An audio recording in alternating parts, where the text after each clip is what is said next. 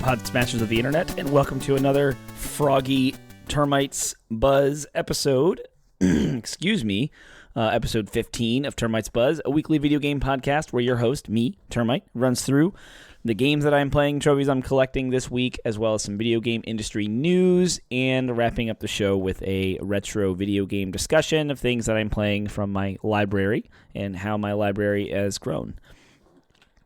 With that, I hope to find you well. I once again have been stricken with some sort of plague. It's nowhere near as bad as the one I had in March, but you can hear it in my throat. It started and it resides in my throat and chest, so I have like a minor cough and stuff.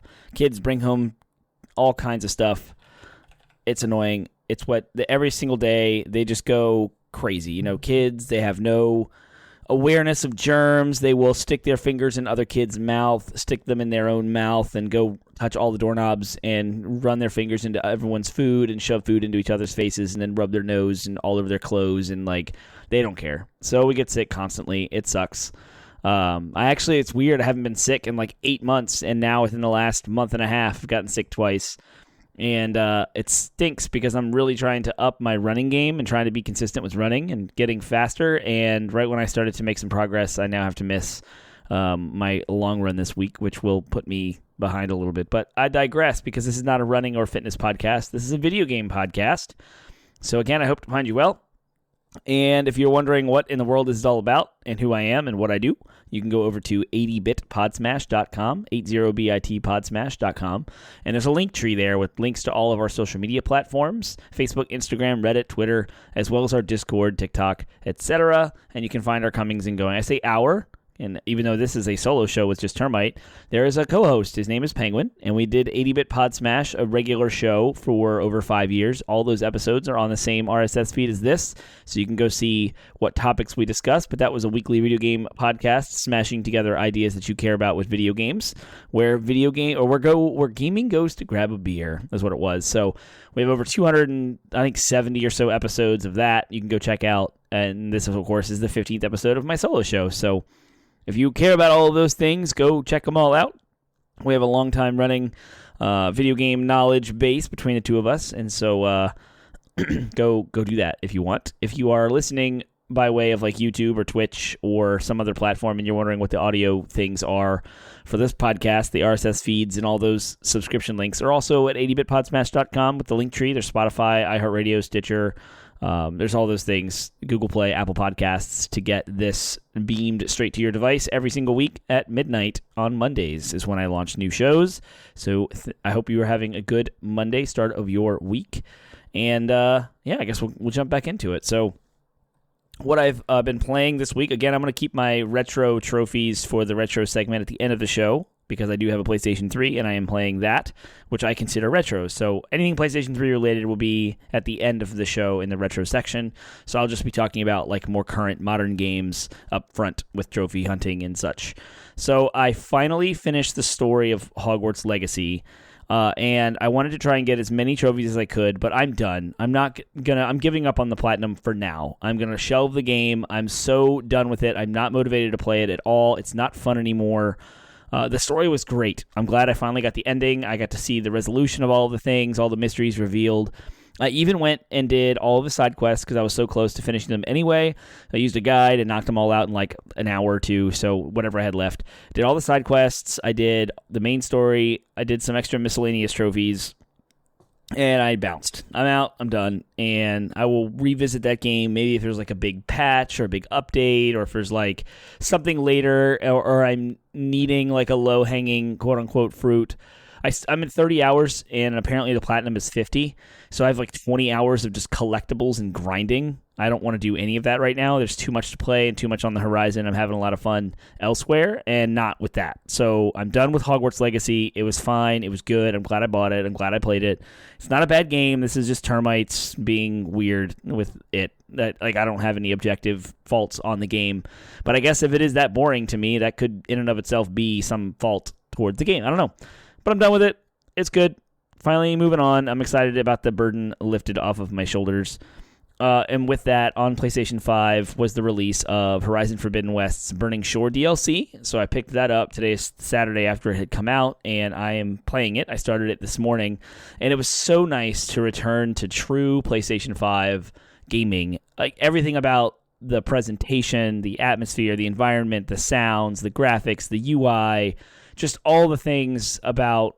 Because if you look at like Hogwarts Legacy and you compare it to Horizon, if you just look at screenshot to screenshot, you see a third-person view. It's got a GUI on it, and they're open-world exploration type games. Like they look very similar, and you're actually doing very similar things, except for the combat in Horizon is infinitely more complex and better than the boring combat of Hogwarts Legacy. But it was a good contrast to like finally get myself back into feeling like I'm playing on PlayStation 5 again, and that it's earning its keep. If you know, the DLC is a PlayStation 5 exclusive, so if you have the PS4 version of Forbidden West, you cannot get this DLC.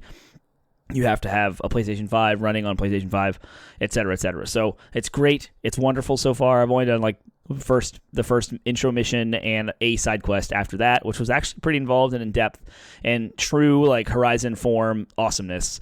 It gave me God of War Ragnarok vibes, which of course came out late last year. So I was just nice. It's nice to go back. It's comfort food. I'm just like, yes. Apparently the whole DLC is like 10 hours if you 100% it. So I'm looking to knock that out before the 28th when Star Wars Jedi Survivor comes out.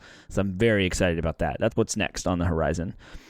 Puns intended. Horizon. Anyway, that's what I'm playing. That's the trophies I'm going after now, and I will touch base on the retro PlayStation 3 stuff at the end of my show because there's more trophy talk there. Yeah, so interesting approach to trophies where I'm just like burnt out on specific games, and my trophy rate is waning, but that's fine. Whatever. The rates at which I'm getting trophies is good. I still have like 100 trophies for April, and I'm okay with that. But platinum rates are diminished for this year. It'll balance out, right? I just care about like continuing to get trophies and have the trophy rate up there and progressing in my profile level, etc., and making headway and feeling accomplished and creating a really cool gaming journal for myself, which is what my trophy list is. It's a reminder of what I've been playing and what games I like or dislike. So with that, we'll go into the news, and I don't know what order this is in, as always. So we're going to start off with a little update on Street Fighter 6. If you were tuned in, you'll know that there was a live stream that happened earlier this week, or I guess if you're listening on Monday, it would be last week, April 20th. Showcased a whole bunch of new features for Street Fighter 6, as well as announced a demo for the PS4, PS5 version. So what was unveiled, what was showcased? There was a World Tour mode. It's a new digital showcase for Street Fighter 6. I guess that was what it was called. Lengthy detail about what's in store for the next fighting game. World Tour, which is a big feature of the showcase, was World Tour mode, which lets you create a custom character and engage in almost Yakuza-esque story mode and wander an open world and take on battles and initiate fights in the street. There's also a story side to it, featuring unique characters from throughout the Street Fighter canon.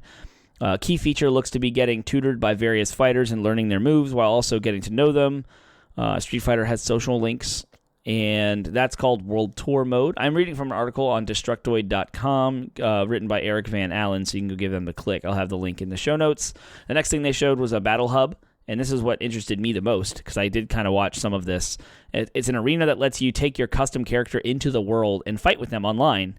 And there's all these classic arcade cabinets as well if you want to play older Street Fighter titles. No one's talking about this. I was surprised that didn't make headlines more. You can there's a whole room full of retro Street Fighter arcade cabinets, in the game, and so you just move your character over to an arcade cabinet and play. That's amazing. And I imagine you can just meet friends there and your friends list and play games together. The classic Street Fighters are awesome, and they're just not getting talked about enough. I thought that was really, really cool to include in Street Fighter 6. Especially because, create your own fighter isn't very interesting to me, and I don't want to develop my own fighter. I want to play the Street Fighter 6 fighters, the ones that Capcom makes. I'm not, to each their own. Some people are really into developing their own fighters and customizing them, but I'm not. So speaking of the whole customization, you can also, Capcom continue to outline some special features. Fighters can get dirty, sweaty, and have their outfits damaged as the fight goes on. And, the clans. I didn't mean to move on. Yeah, that's what I was saying. So you can create your own fighter, but you can also create your own club, and you can get your friends involved in clubs, and you can, wear special attire and logos that you can create. So it's really in-depth. You can create your own logo and name your clan and, all be together in some fighting troop. But yeah, anyway, so moving on from the character customization, again, there's like, as you fight, players can get dirty, sweaty, and have the outfits damaged. It's optional, so I guess you can turn it off if you're in more of a competitive area. You don't care about those graphical details, but I think it's pretty cool. There's a cool accessibility option in the audio pings, and they can tell someone distance between fighters as well as attack directions and special meter status. So if you are, for people who need accessibility in their fighting games, that's pretty sweet. I love being able to know that games are becoming more and more inclusive of all types of disabilities. There's tutorials for combat in the new Drive system, as well as individual character information, and then a special offline-only dynamic mode that lets you just mash on buttons. Seems like a good option for parents with young kids. That's kind of cool. And they highlighted arcade mode for those craving a classic fighting game single-player experience. Yes, there's an arcade mode. The story is told in stages with special illustrations that feel like classic Street Fighter arcade cut-ins. There are special illustrations to collect for endings, too. That's where I'll live. If I get this game, I'm just going to do arcade mode. I would like to do the big single-player campaign thing, but I don't like creating my character, and I don't really want to do that. I don't know. Maybe I will. Who knows? Versus mode, of course. There are some neat versus mode options, too. You can do team battle, allowing you to set up multi-fighter matches. Those modes are pretty cool, like seeing those from other Capcom fighting games. Extreme battles take it even further with special gimmicks and rule sets that you can customize. So you can fight apparently in the middle of stampeding bulls if you want. And so you get interrupted constantly. Some wacky, wild versus mode options you can set there. And then, of course, going online, you can create your own custom room, holding up to 16 players at a time. You can set up special machines for the room with your own rule sets. It seems like a neat way for friends to hang out and goof around while still allowing for the casual and hardcore players alike to play how they want. Ranked match is back with one-time rank down protection, as well as a character-specific and random-specific ranked matchmaking too. And if ranked is too stressful, casual matches are always around too. Excuse me. Also, a new wave of fighters. They announced the lineup of DLC for Year 1 with 4 characters set to arrive over the first year.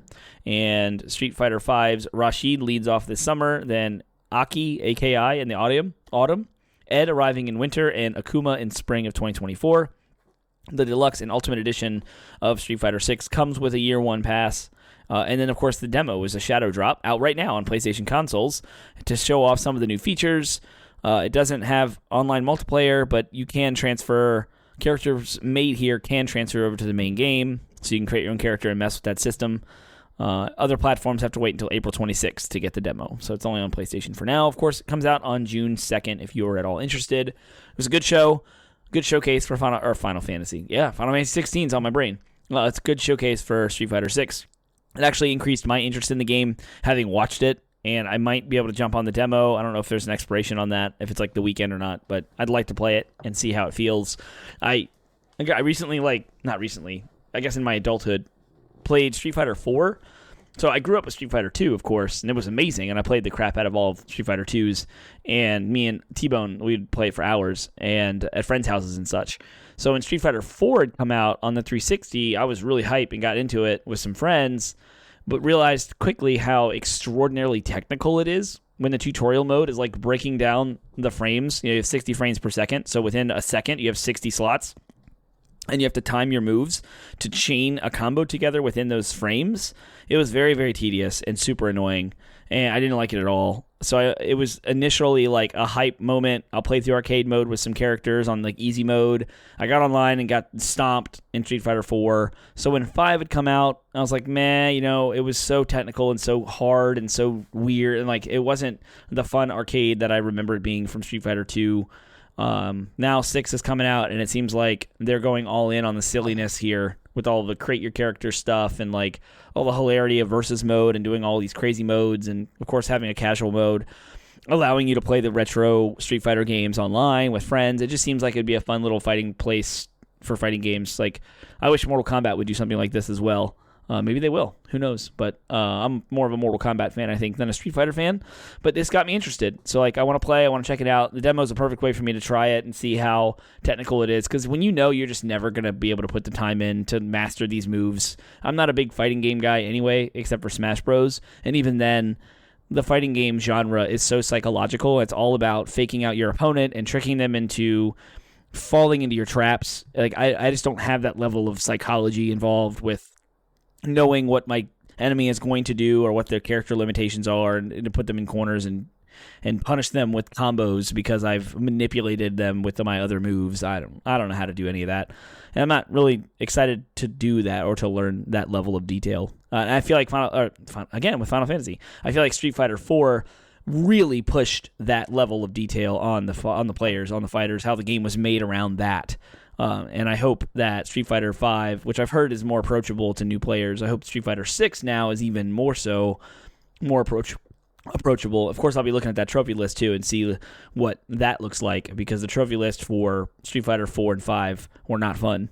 I looked at them and I was like, nope, and I bounced. I may have one trophy in Street Fighter 5 because I wanted to try it and accidentally popped a trophy, which I hate. I hate low percentages on my trophy wall, but it is what it is. All right, I've talked enough about Street Fighter. We're going to move on to the next bit of news, and that is the Halo franchise director leaves Microsoft. For GameDeveloper.com is the article I'm going to read, written by Justin Carter, and there was an official confirmation of this happening that was updated from. So Frank O'Connor, another longtime veteran of Microsoft's Halo franchise, appears to have departed 343 Industries. His LinkedIn account shows that he's left the studio he helped founded sometime this month. He left for a company he helped founded sometime this month. So it's a new company, whatever that is. O'Connor's been with Halo ever since the shooter series originated at Bungie. While at Bungie, he was originally a community manager for the first 3 Halo games and its 2 spin-offs, Halo Reach and Halo 3 ODST. He later joined 343 as its director for the franchise. So getting in at the community manager level, that's like managing social media and player interactions with the developers and how to communicate to the player base and that kind of stuff is the role of a community manager, which doesn't really make game decisions. It doesn't really make design choices or like character writing, plot stuff, like not involved in any of that until 343 as a director for the franchise. So as a franchise director, he helped build out the series from Halo 4 onwards. That included ensuring various games lined up with each other from a story standpoint and building out different parts of the universe, as seen in expanded media like the show, which he executive produced, and the books. Part of his job also involved bringing on developers who were muted or actively disliked Halo and getting their insight into what did or didn't work about it. At the time of writing this article, O'Connor's most recent position lists him as the franchise creative director for a currently undisclosed studio. So that happened, but in context, that's just one person leaving. But here's what else has been going on. Last week, Halo Infinite director Joe Staten announced he was leaving Microsoft entirely, and he since joined Netflix Games. Another big name leaves include studio founder Bonnie Ross, multiplayer director Tom French, and several more. At the time of writing, Microsoft or O'Connor have yet to officially confirm the departure. Oh yeah, and that's been confirmed now. So, sorry for reading on when I didn't need to. So yeah, lots of people are abandoning ship over there with 343 Studios and Halo, and it's no surprise that it was. Halo Infinite was a weird leading up to launch. It was delayed. It missed the launch console window for the Series X, Series S. It did come to Game Pass. It was feature gimped, so it didn't have co-op campaign. It didn't even have a campaign when it first launched. Multiplayer's free to play. Lots of Battle Pass shallow content that took ridiculous amounts of time to earn. So like the character or the player reward system was broken. And then once all the character reward stuff was kind of fixed and a content drop happened, it was like dead silence for way too long.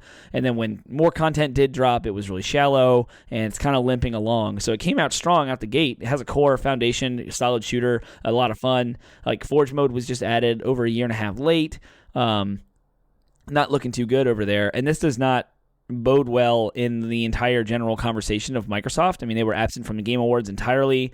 What are all their studios doing? They had that one developer showcase where Hi-Fi Rush was shadow dropped, which was great. But Redfall, of course, we talked about that last week, how it's mired in its own launch pre-release drama of the frame rate not being correct and it being always online and lots of discourse like it should be delayed. And then Starfield, of course, was delayed. We don't know what's going on with Forza when that's coming out yet. It's been forever. No release dates for those. So, like, what is happening? You know, Microsoft spent so much time and money acquiring all these studios, and I just keep beating this drum. Like, where are the games? What's going on? Did Microsoft make a smart investment? Are they so wrapped up in the Activision Blizzard stuff now that maybe the corporate umbrella doesn't have the energy or the bandwidth to, like, get into each of the studios to determine what their strategies are and get them going and, like, help them or not, or enforce their release dates or what have you.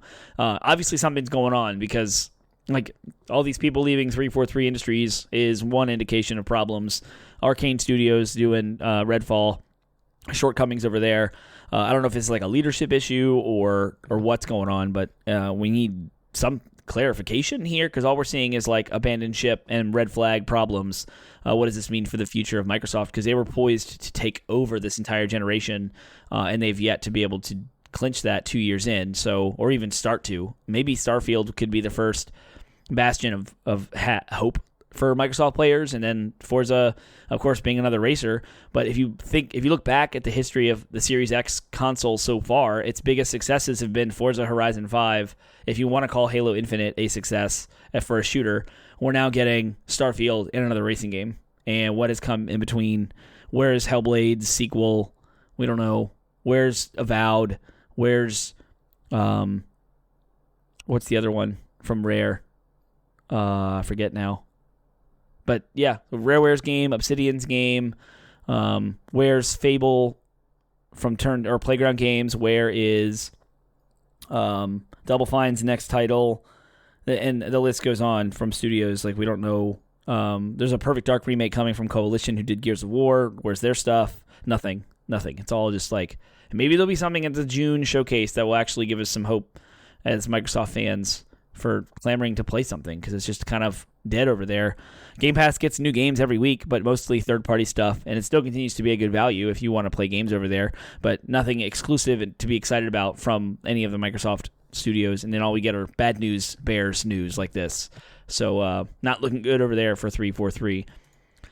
Next up on the bullet is that long-awaited Quidditch feature that was infamously removed or not included in Hogwarts Legacy is now coming out. It's been announced that it'll be a competitive multiplayer game and it'll be standalone, and it's called Harry Potter Quidditch Games, Harry Potter Quidditch Champions. Interesting is that it's got the Harry Potter moniker, which Hogwarts Legacy does not. But anyway, I'm going to read from an article over VideoGamesChronicle.com written by Tom Ivan. Warner Brothers Games has announced Harry Potter Quidditch Champions for PC and unconfirmed console platforms. According to a fact on the game's website, it's a fast-paced, competitive multiplayer game featuring the world's most iconic magical sport. It's billed as a complete, standalone Quidditch experience that, quote, engages players in the sport of Quidditch and other broomstick adventures alongside friends in a competitive multiplayer setting. The game will let users create and customize their own Quidditch players. It will require an internet connection whether playing solo or as a team online. Quidditch Champions has been in development for several years at LA-based Unbroken Studios, which is also currently contributing to the console versions of Suicide Squad Kill the Justice League. The studio, which employs around 100 staff, previously developed and self-published mobile multiplayer shooter Fantastic Plastic Squad and the PC Battle Royale game Fractured Lands. Warner will hold limited playtests for Harry Potter Quidditch Champions from April 21st through the 22nd, and players can register for a chance to participate. Sorry, by the time this goes live, it's done, so you've missed that. Like Harry Potter spin-off Hogwarts Legacy, the game is set to be published under Warner Brothers Portkey Games label. A release date has not been set for this. So, yep, that's getting a whole conversation going online about like Quidditch should have been included in Hogwarts Legacy, and it's not. And the writing in the game is the reason why is because like the headmaster doesn't want to do it for whatever reason is kind of shallow and silly and doesn't make sense. And so Quidditch being removed from another game, people are mad about, and now there's this like online only all the time Quidditch Champions competitive multiplayer thing developed by a studio that only has experience doing some sort of mobile game that I've never heard of and a free-to-play game, PC Battle Royale, called Fractured Lands. Well, maybe it's not free-to-play, I'm sorry, but PC Battle Royale game, Fractured Lands. It just seems like, I don't know, cash grab, one of those like shallow-type experiences, add-ons. They just have to do it and hope to make some money out of it. I don't really know. I'm not super excited about it. I almost didn't report on this at all, but I figured there might be some of y'all out there that want to know what's going on with Quidditch, and I won't want to paint I don't want to yuck your yum if that's something you're excited about. If you are, I want to know about it, and I want to know why, because I'm not sold. I don't think it's going to be that great. But what I am sold on is what I played with Diablo 4 when I played back in the March beta, and now Diablo 4 has gone gold. And this is an article written by Game Informer. Marcus Stewart says Diablo 4 arrives on June 6th, and that date now feels more concrete because Blizzard announced today that the game has gone gold, and that means the game is essentially complete and is ready to be pressed to discs. The game is set to arrive on PlayStation, Xbox, and PC. And while it's good to go for launch, Blizzard plans to continually update the always-online game with various content updates over the next several years. Fans recently got to explore the game's revamped take on Sanctuary for themselves in 2 back-to-back weekend open betas in March. Quote, going gold is a landmark milestone for the incredible Diablo 4 team, who have all worked so hard crafting the next generation installment of this iconic franchise. This is a concrete, meaningful step toward our June 6th launch, said Rod Ferguson, general manager of Diablo. Quote, whether players are veterans of the franchise or jumping in for the first time, we can't wait for everyone to experience the full game, taking part in the incredible storytelling, experimenting with character classes and builds, and exploring what the endgame and the dark world of Sanctuary has to offer. Diablo 4 is Game Informer's cover story this month, and you can subscribe to the digital issue and blah, blah, blah, blah, blah. So, yep, it's gone gold. It's good to go. It's meeting the date. It's hitting all the deadlines. It's shaping up to be awesome. I know the beta that we played back in March was a blast. I had a great time. And good segue about a beta, there's actually a new beta coming. Blizzard is hosting a Server Slam event ahead of Diablo 4's release date. This is Nicole Carpenter over at Polygon.com. Diablo 4 is getting a surprise open beta before launch. And the next Diablo 4 open beta is scheduled to run May 12th through May 14th. Now, there is something else happening in the gaming industry that is extraordinarily significant on May 12th. And if you don't know what that is, then you don't know Termite at all. But that is Legend of Zelda, Tears of the Kingdom, is going to be released on May 12th. So the last thing on my mind is Diablo 4, because Zelda overtakes everything. It overtakes trophies. It overtakes other games. Like, nothing else exists but Zelda when there's a new Zelda. Sorry, folks, but that's what's happening.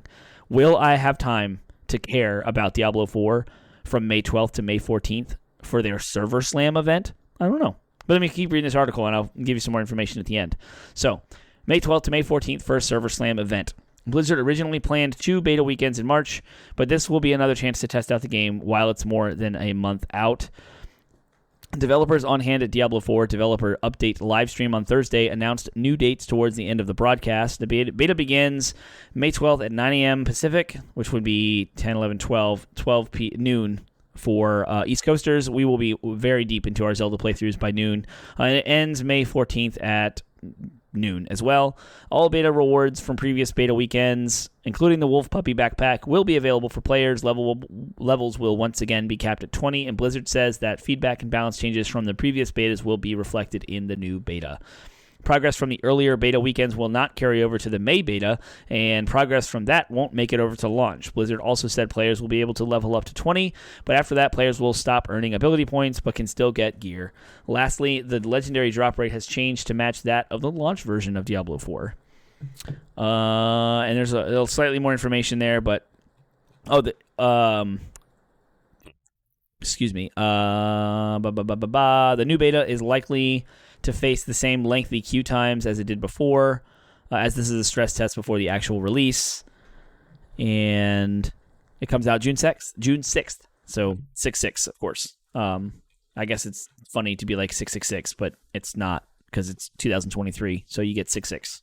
Whatever that means. Anyway, I find this kind of interesting. They're calling it a Server Slam event, which implies they want to stress test their servers. And the same weekend that Zelda comes out, I think it's kind of silly. Not carrying progress over from the last beta and not allowing progress to carry over into the full game is also a deterrent. We're in the point of the news cycle where a lot of gamers are like, you know what? I've seen enough. I've played the beta. I'm good. I don't need to experience anymore. Like, what does this new beta have to offer anyone except for the hardcore folks who really do care about balance changes, legendary drop rates, and want to test out new character builds because they want to hit the real game. They want to hit the real game when it comes out hard and like be the first to attempt things and like the high-end guilds. Like, other than the ridiculously hardcore folks that need this data to like build website databases and such, who does this benefit? And are you really going to get enough people to slam their servers is the big question. Probably, but because it always surprises me. I'm always like, why? Who wants to play this? It's not for me. No one wants to play this because I'm everyone. No, that's not true, Termite. you're not everyone. And there's probably a lot of people out there who want to play this. I just don't get it. I think it's silly to call it a server slam. They should just have called it a beta 2 or something. I don't know. We'll see. Hopefully they can. The biggest takeaway from here for me that I want is that Blizzard does get a very accurate picture of how server demands are going to be at launch to avoid the lengthy queue system, because people are going to be taking off work. People are going to be getting this game at midnight and planning time around with friends and coordinating their lives to meet in order to make the deadline, to make the game's release like more fun. So sitting in lengthy queues, constant disconnects, getting back in lengthy queues just mars the whole launch experience. So I hope that this beta and the previous beta really hammers that out, because that is the most important thing. Balance changes will happen regardless of what people do, and drop rates will change regardless of what people do. Content will be added. That stuff doesn't matter at launch because it's launch time. Everyone's going to be trying to get to max level and experience the game's story and stuff. It doesn't get to end game, loot grinding, min-maxing characters until way later anyway. So just, Blizzard, please make the launch good and make it reliable and cool. Some other kind of bad news, I suppose. And my last news story is an IGN story written by Adele Anchors Range. Media Molecule co-founder Mark Healy leaves studio after 17 years, a week after the studio announced plans to end live support for Dreams. I didn't report on that last week, but yeah, if you're into Dreams at all, it's developed by Media Molecule. It's a PlayStation exclusive game. It came out on PS4. It's kind of a create a game, so it's not its own game, but in it you can develop your own stuff and like publish it within its own ecosystem and store. There was a promise to be able to like export your Dreams games out to full-blown games that anyone could play, but that never really came to fruition. So if someone develops a game in Dreams, the only way anyone else could ever play it is to also have a copy of Dreams. It was not really well supported, and they, being Media Molecule, took way too long to even get it out, and we don't know what's going on over there. Media Molecule made Little Big Planet 1, 2, and 3 on PlayStation 3, and yeah, all of them. So they came out with 3 games over the PlayStation 3 generation, and only one since, which was Dreams. So, Media Molecule co-founder and creative director Mark Healy has announced that he is leaving the studio after 17 years. He shared the news on Twitter, in a thread reflecting on his time at the studio while also hinting about his future. He explained that he is, quote, proud to have played his part in the company, but is ready to, quote, chart a new course within the games industry. After 17 incredible years of co-birthing and building Media Molecule, I have decided it's time for me to fly the nest, set sail, and chart a new course. Today is my last day at Media Molecule, he shared. From Little Big Planet to Dreams and beyond, proud to have played my part and lucky to have jammed with some truly brilliant people and such a wonderfully talented community, which I will continue to be a fan of, but a strong cosmic breeze is pulling me and my pirate heart is awakened. I'm not getting any younger, so I'm going to indulge myself in the winds of my various curiosities for a while and see where they take me. So here's to new beginnings, following one's heart and exploring the unknown, he added. I'm off on a pirate adventure, one that involves making games, that is. Healy co-founded Media Molecule in 2006 alongside Alex Evans, David Smith, and Kareem Matouni. During his tenure, Healy served as a creative director on both Little Big Planet 1 and 2, as well as 2020's Dreams. Just last week, Media Molecule announced that it's ending live support for Dreams this September, meaning that no more updates will be provided for the game and many community events will come to a close as the studio shifts to focus to a, quote, new exciting project. So the only thing I can think here, if you read between the tea leaves, is Sony guts Dreams and says, okay, it's not working, and makes that direction. And then the whole entire studio is shifting its focus on an exciting new project, and then the co-founder and director leave. So I'm wondering if there was a disagreement, if there was whatever's next coming is not what is on board for this guy. He obviously, Mark Healy, decided he wanted to go do something else and pursue his own games. So something's amiss over there. I don't know what's going on. It seems kind of bad to have a first-party studio like Media Molecule dormant for so long. How much money have they wasted and squandered from Sony? What's going on with Sony management? Like, is there anything they could have done that would have been better? Like, actually make a game instead of just create a game? I don't know.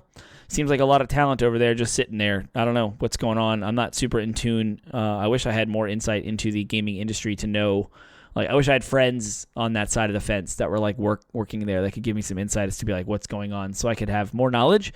But this is something to keep an eye on if you're a PlayStation fan or a Little Big Planet fan or a fan of Media Molecule. And like, this is not good news. So you see the creative director leave right after announcing a shutdown of a title that and that's the only title they've had for an entire console generation and a half. So we'll see. We'll see what happens after that. That is the news. Now we're going to go into my retro discussion where I get to continue to talk about my PlayStation 3 Frankenstein mod, my Frankenstein modded PlayStation 3, whatever you want to call it. Still going strong.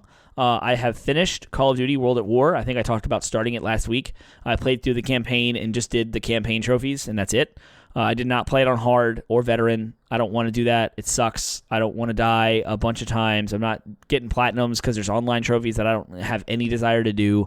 So I did get enough trophies to satisfy my weird, ambiguous threshold for how much percentage completion I need to get to be happy. It was a good game. I enjoyed it. You go through World War II from two fronts. You go on the Pacific side fighting as the Americans, and then you take control of Russians as you fight out the Germans on the European front. So that's kind of a neat take that I'd never really experienced, because all of the other World War II games that I've played, you're usually Americans fighting on the Nazi side in Germany, and then you fight on the Pacific side against Japan and other Pacific Islanders. But this was cool. I don't know how historically accurate it is, but it's a good story. And it's just military shoot 'em up, bang bang, guns, all kinds of stuff, craziness, airplanes, bombs, tanks, mortars, and etc. Fast paced.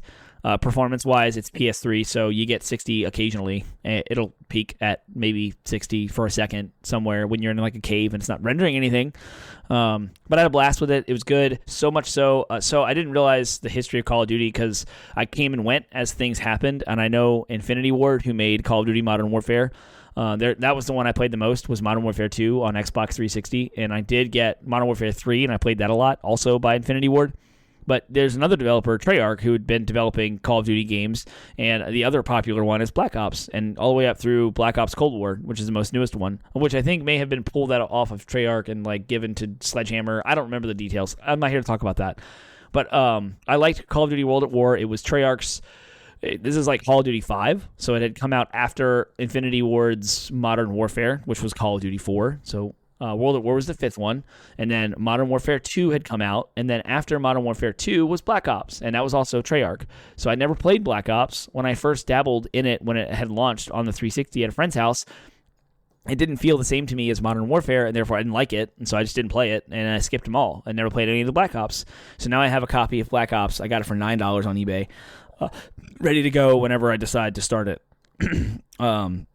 So that's cool. These games came out in 2007, and they hold up. They're fine. They're still fun. It's great. I finished Dead Space before that, and it was awesome, and I can't wait to play the remake at some point whenever I have time to buy it and get it and play it. And the other game I'm playing on my PlayStation 3, Frankie, is I'm hoping to actually get a full playthrough of Grand Theft Auto 4. I have started Grand Theft Auto 4 6 times in my life, on the 360, on the PC, everywhere that I could. And now I have the PlayStation 3 version. I can get trophies. I'm just going to mainline the game. I'm not doing anything extra. I'm just going to hit story mission after story mission, and I'm going fast. I'm just hitting straight to a letter. I'm not doing any of the extra, because Grand Theft Auto can take 80, 150, 200 hours. It's a sandbox. I'm not trying to get pulled into any of that. I just want to mainline the game and get the story out of it. And it's wild, because when that game came out, which was, 2007?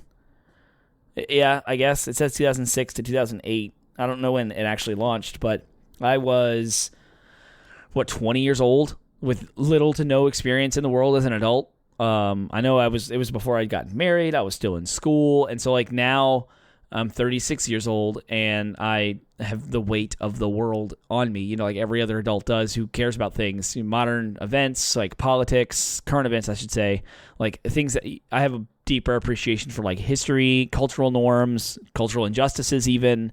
And so the shtick with Grand Theft Auto is that it's a massive satire on society. And when you're a 20-year-old, you get some of that, poop, poop, fart, fart jokes, the juvenile kind of hilarious, shallow jokes, which I still love and appreciate today. They crack me up. You can talk about, it's family friendly, so I won't go into that. But there's a deeper level of satire when it comes to political leanings, political parties, especially when you listen to the news in the game, in the car radio, you can hear the news, and you hear the stuff that's going on, and the business commercials for the products that are being pushed and who they're targeting. It's I have a greater appreciation for understanding the people groups that certain types of products will be marketed towards, et cetera, et cetera. And it's really fun, so I'm having a good time with it. I'm only like 4 missions in. I hope to knock out Grand Theft Auto 4 and then jump back to Black Ops. I didn't want to go from Call of Duty to Call of Duty because then I get burned out. I wanted something different and fresh in between.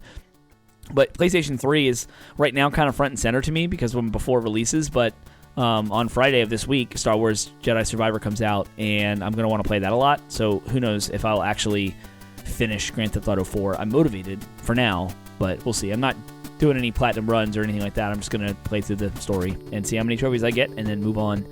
So lots of I feel like I'm a little spread. Spread thin. I got the Horizon Forbidden West DLC going on, and I want to finish the PlayStation VR 2 Call of the Mountain story. I haven't done that yet. And then all this PlayStation 3 stuff kind of distracted me from my PSVR 2, but there's a couple of PSVR 2 games I want to get. So I'll keep y'all posted as things happen. When Beat Saber comes out, that's going to take priority over some stuff. So that's that. That's my retro talk. Grand Theft Auto 4, satire, politics, community, culture, all that stuff. Neat, because I was in a different phase of life back then. With that, I guess I will leave you for another week. Thanks for hanging out with me for another episode of Termites Buzz.